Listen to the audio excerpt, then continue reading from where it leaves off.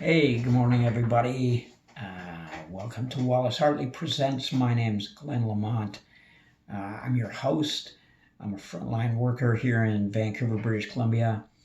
It is, what the heck day is it?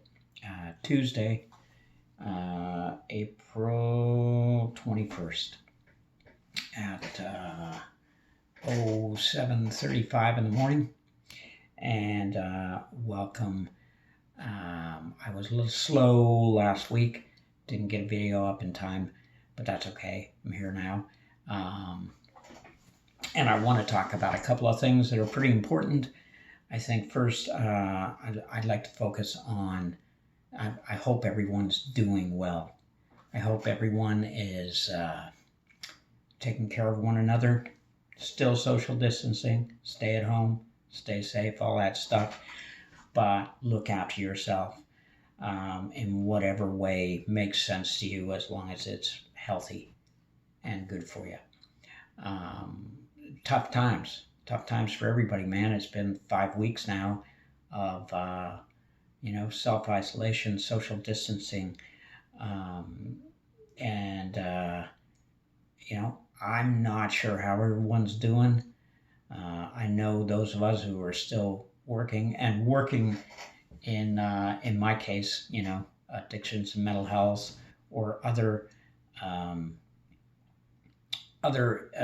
frontline work where you're working with vulnerable populations, whether it be youth or homeless or people in addiction, and it can be pretty stressful for sure. So we all need to look after ourselves. And even if you're just at home, working from home, if you're lucky enough, if you're one of those lucky people whose company is paying you to be at home, I know you're probably bitching about it right now, but hey, man, enjoy it while it lasts. So what's going on? Last week, crazy stuff. People protesting in Michigan State, which, bear in mind, okay, this is important to us here because it's a border state to Canada, and there's people there saying, you can't force us to stay in our homes. You're violating our rights. And, I don't know. These people come out of the woodwork in times like these to talk about their rights. And listen, I'm the first guy to defend especially the right to freedom of speech. I may vehemently disagree with what you have to say and think you're a complete knob. However, I will stand up and defend your right to be an idiot. No, I'm just kidding. But I will stand up for your right to free speech. Free speech for all. But these people seem to be making it about gun rights. They're going to take our guns away, man. They're not going to take your guns away, all right? This is a health issue. America has been harder hit because they were slower coming out of the gate, because the guy running the show down there is a moron. And at the end of the day, he was throwing out theories, and now he's accusing China of, perhaps starting this on purpose. But at the end of the day, we know what it was about. It was about greed. He didn't want to lose money. If the economy shuts down, he's not making money. His companies that he still runs, even though as a person holding office in the United States of America, the highest office in the United States of America, you're not supposed to, but whatever. So the people protesting, here's the problem. The problem is that they are going to get other people who are cooped up in the house and sick and tired of social distancing, and because they're not sick or showing any symptoms, and because nobody they know personally has actually died, they're thinking, hey, maybe these guys actually got something here. Maybe they can't tell us what we're supposed to do. And therein lies the danger, right? So you start getting people who are, restless and a little cabin fever going on. And let's be honest here, okay? For a lot of these folks, these are people who have never experienced anything this major in their lives. You know, the biggest disruption a lot of these people have ever had in their lives, you know, is the Major League Baseball strike, hockey strikes. Oh my God, there was a couple times in the history of Canada, there's actually been beer strikes. Ooh, that could have been ugly. Luckily, they brought it back pretty quick. But you know what I'm saying, right? So as far as their level of patience and resiliency and all those things, maybe, actually not maybe, is probably a lot less than people who've been through some shit. Myself, many people I know personally, all y'all out there in the program, you know what I'm talking about, right? We're doing okay with this. So yeah, that's the problem when you start equating, you know, a public health issue, which is what this is. We just want to get through it as quick as possible and be done with it. And you start equating that with taking away our rights. But I'll tell you what will happen here. You know, for all those of you out there who are wishing, you know, for that big war with the government, be careful what you wish for. Because let me tell you, when they start enforcing, you know, stay-at-home orders, shelter-in-place orders, when they start enforcing social distancing, and I'm not talking about just handing out tickets, right? But when they start bringing in, you know, like the Canadian Reserve Armed Forces, or, you know, the local police departments or the RCMP, and start telling people seriously what they need to do, you end up with all kinds of scary stuff. You ended up, you know, people ratting out their neighbors. You end up with people then really seriously getting paranoid, and then some violence. But again, I can't stress enough that you want to talk about your rights. Well, they bring in the military or the police to enforce this stuff. Those rights are not easily gotten back again. So those measures that they put in place, those temporary measures, sometimes they stay, right? And they're very hard to get back. That, you know, they were hard fought for in the first place, and trust me, they're hard to get back. So be real careful what you wish for, and again, nobody's taking your guns. All right, it's America, baby. You know what I mean? That's never going to happen to you guys down there.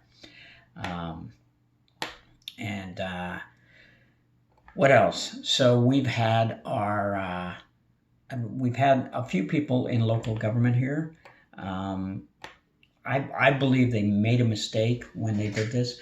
They have now started talking about in May, you know, and we're almost the end of April here, and now they're talking about a kind of a soft reopen. Some things are going to be reopening, and that's what the media focused on. And now people are like, yes, that's what we want to hear. But you know, because of that, now some people are jumping the gun. And the things that are going to be opening are not going to affect the people who are working from home and self-isolating. They're just not, man. They're talking about some elective surgeries, right? They are talking about things that don't involve large groups of people, and some schools. But even that, those classes are going to be staggered. And what they're really concentrating on for those schools, for those of you parents who are stuck at home with your kids right now, and God bless them, all you want to do is duct tape them to the wall at this point. Yeah, it's not going to be happening for those kids. They're concentrating on kids who are supposed to be graduating this year, right? And those grades and all that are going towards their university, their college, wherever they plan on going. So that's what they're talking about there. Don't get excited. Don't relax, because it's going to be about a year to 18 months before there's vaccine, right? Simple as that. So for a year to a year and a half, we're still going to have to be doing this, right? Now, they're going to, like loosen some of the restrictions, because the models that they've been doing lately, they said, look, we might be able to go at this thing 50 or 60%, but we're still not going to have big crowds. You're still not going to have weddings and funerals and concerts. Summer is gone, people. Okay, summer is not going to happen this year. Summer is canceled. So get used to that, right? Because we want to get through this, and we want to know that we're safe, that we're all safe, that our loved ones are safe, that our parents. A lot of people I know have elderly parents, and they're worried, sick about them. So yeah, we just want to get back to some semblance of normal, but bear in mind, some things are never going to be the same. So transit, like right now they're talking about our local transit here in Vancouver is TransLink is like on the verge of bankruptcy, because nobody's using it anymore, because they have social distancing, right? And let's face it, transit wasn't the most high-tech place to begin with. But then what's going to happen? What's going to happen when things get back to normal? And the bus companies and the trains and all that, they're like bankrupt.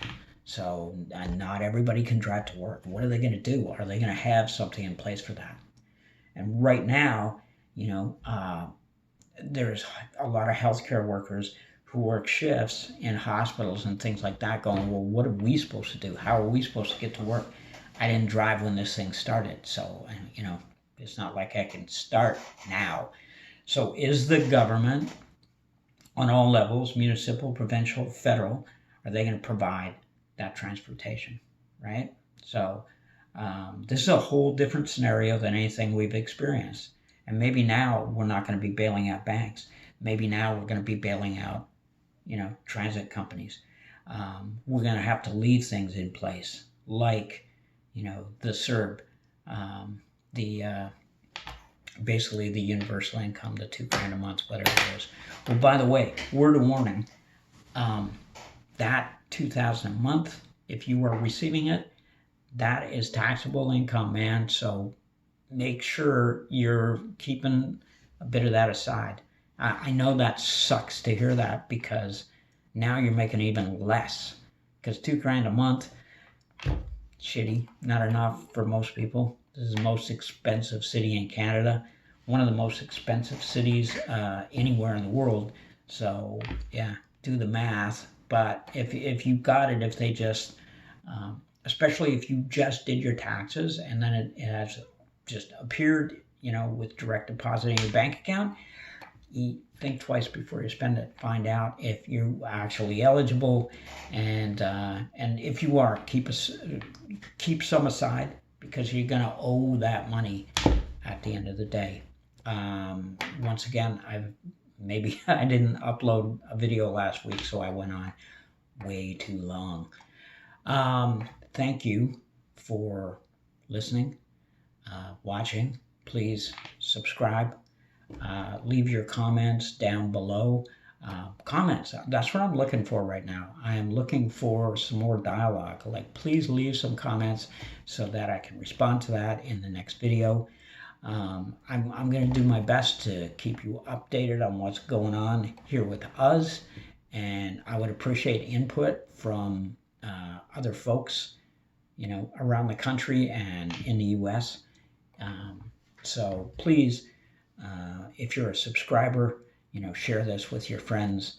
And if you're not, please subscribe and comment. And thanks again. Once again, my name's Glenn. and I'm your host of Wallace Hartley Presents.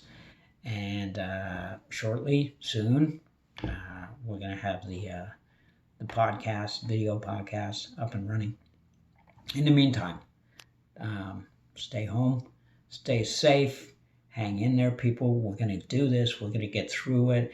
We're doing awesome. We've seen some amazing support for one another and random acts of kindness, and that's encouraging because you know me, I don't have the highest opinion of people for good reason. Anyways, thanks for being here. Take care.